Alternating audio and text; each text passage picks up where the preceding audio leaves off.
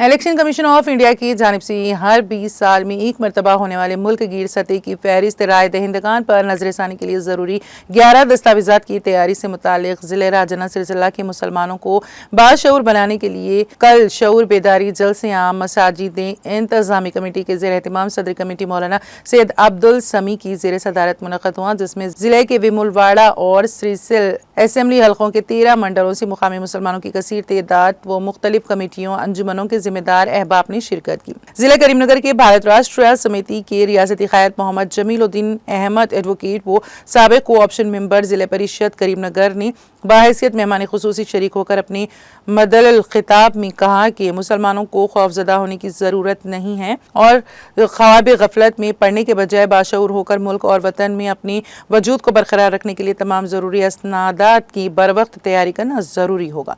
उन्होंने कहा कि मरकज़ी हुकूमत सेंट्रल इलेक्शन कमीशन की तवज्जो से रियासत बिहार के तर्ज पर मुल्क भर में पिछले दरवाजे से NRC को नाफिज करने के लिए दर पे हैं, जिसके लिए मुसलमानों को मुस्तैद और चौकन्ना रहना चाहिए। लोगों में डर पैदा कर रहे हैं। मैं आज भी बोलना चाह रहा हूँ, ये जो मीटिंग का मकसद है ना, ये मुसलमानों को डराना है ना, भाई इसमें कुछ भी नहीं होता आप बेफिक्र रह जाओ बोल के सुलाना है। ये मीटिंग का मकसद है कौम को जगाना। एक बहाना था, आप लोग जमा हो गए तो कुछ अपने डिस्ट्रिक्ट की अपनी भी बात हो गई। 11 डॉक्यूमेंट्स और ये वोटर लिस्ट, इसका एनरोलमेंट, ये जो SIR आज जो चल रहा बिहार में, इससे हटके भी एक इत्तेहाद की बात है, कमेटी की बात हो गई। अल्हम्दुलिल्लाह अच्छी बात है। 13 मंडल है तो मंडल से 10-10 लोगों को लेके 130 आदमियों की कमेटी बना सकते हैं। डिस्ट्रिक्ट में कोई मसला नहीं है, मगर बराह करम इलेक्शन की तरफ मत जाइए। मेरा मशवरा है, आगे आप लोगों की मर्जी, क्योंकि इसमें 2 ग्रुप फिर 2 तमाशे 2 मसले पैदा होता है। तो जहां तक ये जो प्रोग्राम है, ये प्रोग्राम स्टार्ट हुआ बिहार में, आप लोग सब जानते हैं, पेपर के जरिए भी, सोशल मीडिया के जरिए भी, टीवी चैनल के जरिए भी। Special intensive revision of voter list, ये हर 20 साल में इलेक्शन कमीशन करते आ रही है, ये कोई नई बात नहीं है। मगर इस बार इलेक्शन कमीशन जो डॉक्यूमेंट्स मांगी है, वो डॉक्यूमेंट में असल लोचा है। पूरा प्रॉब्लम डॉक्यूमेंट से है। बिहार में 2003 में एक बार रिवीजन हुआ था, उसके बाद फिर 20 साल से रिवीजन नहीं हुआ। तो आज 20 साल के बाद वो लोग कभी स्पेशल इंटेंसिव रिवीजन बोल के स्टार्ट कर लिए। अब वो लोग ये बोल रहे हैं कि जिसका वोट 2003 की वोटर लिस्ट में है, उससे हमको कोई प्रॉब्लम नहीं है।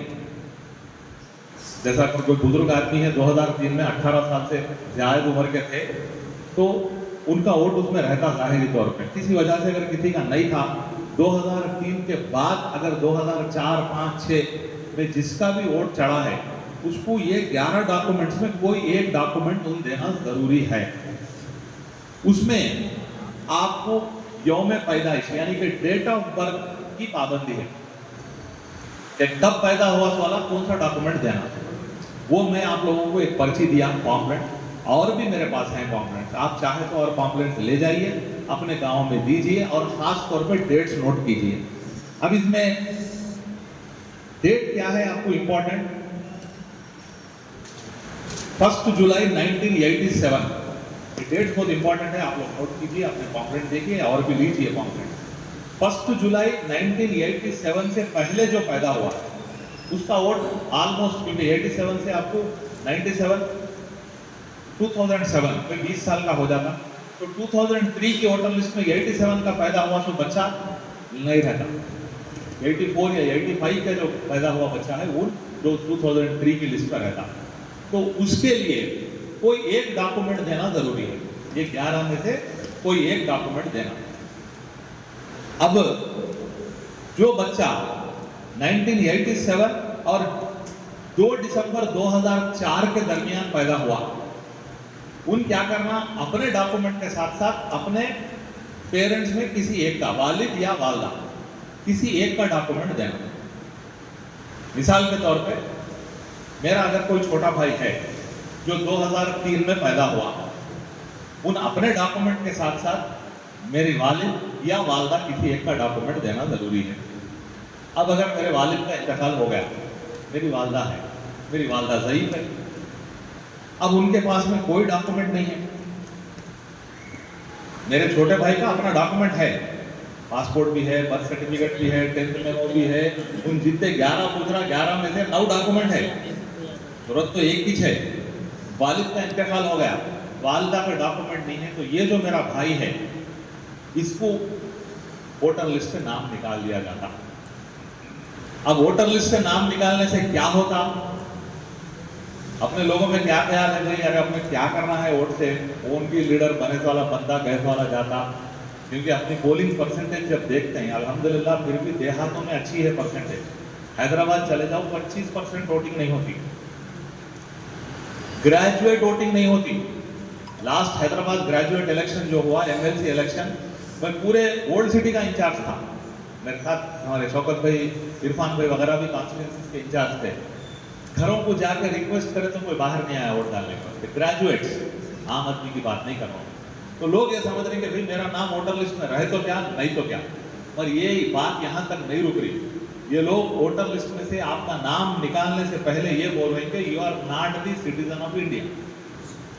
ये बैकडोर से एनआरसी अमल हो रहा है।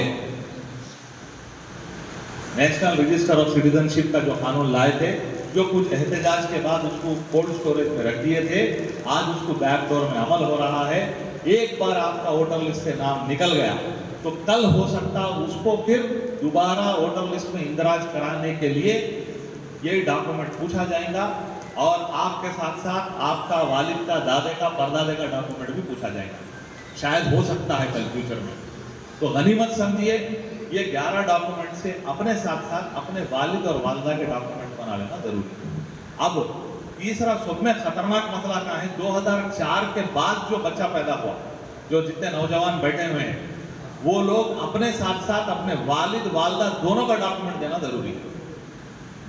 अब इसमें हो सकता वालिद साहब का कोई डॉक्यूमेंट हो, मगर कई हमारे लेडीज ऐसे हैं जो कभी स्कूल नहीं गए, गए भी तो चारून पंजुम शेषुम कुछ पढ़े छोड़ दिए। 10th का मेमो कहाँ पे लाएंगे? 10th का मेमो एक बेसिक डॉक्यूमेंट बताया गया। और मैं आप लोगों को जो फॉर्म्स सर्कुलेट करा, उसमें एक फॉर्म है जिसका नाम ऑलरेडी ऑनलाइन में ग्राम पंचायत या म्युनिसिपल में इंदराज होके है, एंट्री होके है। वो एक सिंगल पेपर का फॉर्म है, उसको आप अप्लाई करो, आपको म्युनिसिपल या ग्राम पंचायत से मिल जाता है। एक पेपर वाला जो फॉर्म है, सिंगल पेपर वाला, वो देखिए आप। और एक जो दिया उसमें 3-4 पेजेस हैं। आप वो यहाँ पे जो लोग पॉलिटिक्स में हैं, जो लोग पब्लिक सर्विस में हैं, जो लोग पढ़े लिखे हैं, वो लोग जानते हैं LRBD फॉर्म बोल के मिलता, वही फॉर्म मैं लाया हूँ, लेट रजिस्ट्रेशन ऑफ बर्थ और डेथ। तो ये लेट रजिस्ट्रेशन ऑफ बर्थ और डेथ में आपको कुछ प्रूफ लगाना पड़ता, 10th का मेमो हो, या हॉस्पिटल में वालदा की डिलीवरी की कुछ डिस्चार्ज रिपोर्ट हो, उसके साथ वो गवर्नमेंट एम्प्लॉइज एक एफिडेविट, ये तमाम लगा के जब आप लेंगे तो आपको बर्थ सर्टिफिकेट मिल सकता। मेहरबानी MRO साहब की और RDO साहब की। उससे पहले आपको नॉन अवेलेबिलिटी सर्टिफिकेट लेना है। उसमें पेज नंबर 2 देखिए आप, उसमें नॉन अवेलेबिलिटी सर्टिफिकेट है। उसके लिए भी आपको एक एफिडेविट 2 गवर्नमेंट एम्प्लॉइज लगा के आपको मी सेवा में अप्लाई करना है। तो ग्राम पंचायत या म्युनिसिपल वाले आपको लिख के दे देंगे भाई हमारे पास इसका कोई रिकॉर्ड मौजूद नहीं है, वो लेके फिर आपको अप्लाई करना पड़ता। तो जिन जिन हजरात के पास 10th का मेमो है, वो लोग बराह करम अपना बर्थ सर्टिफिकेट भी बना लीजिए, ये एहतियातन। वरना गवर्नमेंट हो या इलेक्शन कमीशन, आपको सिर्फ 10th का मेमो काफ़ी है, मगर फ्यूचर में प्रॉब्लम हो सकता। जैसा कि इस मामले में सुप्रीम कोर्ट में केस चल रहा। ये सुप्रीम कोर्ट में जब केस चल रहा तो सुप्रीम कोर्ट का एक मशवरा था, ये कोई ऑर्डर नहीं था। हमारे लोग कुछ वीडियो सर्कुलेट कर रहे हैं, नहीं भाई सुप्रीम कोर्ट बोल दिया वो रेशन कार्ड को, आधार कार्ड को कंसिडर करो। सिर्फ सुप्रीम कोर्ट मशवरा दिया इलेक्शन कमीशन को, कोई हुक्म नहीं दिया। ये हम फर्क समझना है। मशवरा ये दिया कि भाई आप आधार कार्ड को कंसिडर करो, जबकि आधार जो है आप हर चीज में लगा दिए। आप जमीन खरीदने जा रहे हैं आधार, आप गाड़ी खरीदने जा रहे हैं आधार, आप रेशन लेने जा रहे हैं आधार, कपड़े खरीदने गए तो भी आधार नंबर पूछने की नौबत आ गई। तो इसको कंसिडर करो, ये मशवरा था। तो अभी गवर्नमेंट इमीडिएट क्या कर दी, आधार में से डेट ऑफ बर्थ आउट और वालिद या वालदा का जो नाम था वो आउट करने का जो है डिसीजन आ गया। ना आपको आधार कार्ड में डेट ऑफ बर्थ रहेगा, और मैं समझता हूँ NRC के बाद आपको आधार कार्ड पे बाज़ाब्ता प्रिंट आ रहा था कि this is not a proof of your citizenship, ये सिर्फ आपका आइडेंटिटी प्रूफ है, ये आपकी चेहरे की फोटो की आइडेंटिटी है, ये आपकी सिटीजनशिप का प्रूफ नहीं है। आप हिंदुस्तान के बाशिंदे हैं, इसका ये प्रूफ नहीं, तो हो सकता कल 10th का मेमो भी नहीं, आपको बर्थ सर्टिफिकेट कंपलसरी कर दें। तो जितने लोगों के पास 10th के मेमो से, कोशिश कीजिए बर्थ सर्टिफिकेट लेने की। कोई डरने की जरूरत नहीं, कोई भागने की जरूरत नहीं है, फौरन होने की जरूरत है।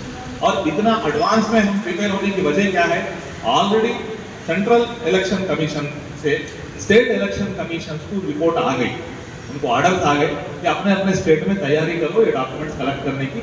आपके स्टेट्स में भी जो है नेक्स्ट इलेक्शन से पहले ये स्पेशल इंटेंसिव रिवीजन होना है, तेलंगाना में भी होना है, तमिलनाडु में भी होना है, आंध्र में भी होना है।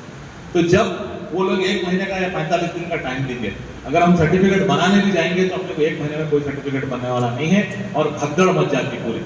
लिहाजा जो पढ़े लिखे लोग हैं उनको कोई ज़्यादा परेशानी नहीं है, मगर जो गरीब हैं, जो पढ़े लिखे लोग नहीं हैं, जिनके पास, कई ऐसे लोग हैं जिनके पास आज भी आधार कार्ड नहीं है, आज भी रेशन कार्ड नहीं है, तो ये लोगों के वास्ते जरूरी है। तो आप जिम्मेदार हजरात की जो मीटिंग है, आप लोग पहले अपना और अपने घर का जायजा लीजिए कि भाई मेरे पास ये सर्टिफिकेट्स में कोई एक है क्या, मेरी वालदा को है क्या, मेरी बीवी को है क्या, मेरे बच्चों को है क्या।